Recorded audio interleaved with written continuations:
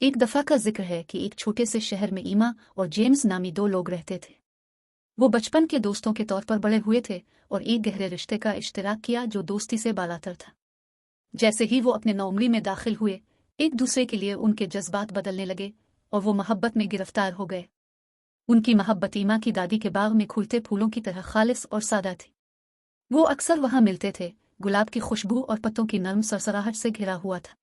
एक पुराने बलूत के दरख्त के साए में वो राजों, ख्वाबों और वादों का तबादला करते थे। लेकिन जिंदगी के अपने चैलेंजेस थे। जेम्स का मौसीकार बनने का ख्वाब था और ईमा पेंटर बनने की ख्वाहिश रखती थी। वो जानते थे कि उन्हें अपने अज़ाइम की तकमील के लिए अपना छोटा सा शहर छोड़ना पड़ेगा। जैसे ही उनका हाई स्कूल ग्रेजुएशन करीब आया, उन्हें एक मुश्किल फैसले का सामना करना पड़ा, अपने ख्वाबों को अलग से पूरा करना, अपने आबाई शहर में इकट्ठे रहना। मौसम गर्मा की एक गर्म शाम, आग की मक्खियों के साथ आसमान रोशन हो रहा था। वो अपने प्यारे बलूत के दरख्त के नीचे बैठ गए। उनकी आंखों में आंसू चमक रहे थे। उन्होंने महसूस किया कि हकीकी मोहब्बत किसी को रोकने के बारे में नहीं है, बल्कि खुशी के हुसूल में उनका साथ देना है। भारी दिलों के साथ उन्होंने अपने ख्वाबों का ताक़ुब करने के लिए एक मुआहदा किया, चाहे वो कहीं भी चले। साल गुजर गए और दोनों ने अपने अपने शुबों में कामयाबियां हासिल की। ईमा की पेंटिंग्स ने गैलरियों को सजाया, जबकि जेम्स की मौसीकी ने कंसर्ट हॉलों को भर दिया। जिस्मानी दूरी के बावजूद उनकी मोहब्बत अटल रही। उन्होंने खतूत का तबादला किया और जब भी मुमकिन हुआ एक दूसरे को फ़ोन किया।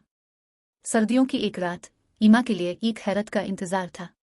जेम्स, जो अब एक मशहूर मौसीकार हैं, ने फ़रोख्त होने वाले कंसर्ट के दौरान उसके लिए एक गाना वक्फ किया। धन में इनकी लाजवाल मोहब्बत और एक दूसरे के लिए दी गई कुर्बानियों का जिक्र था। सामईन में बैठी ईमा के आंसू छलक पड़े। उनकी मोहब्बत की कहानी पूरे दायरे में आ चुकी थी।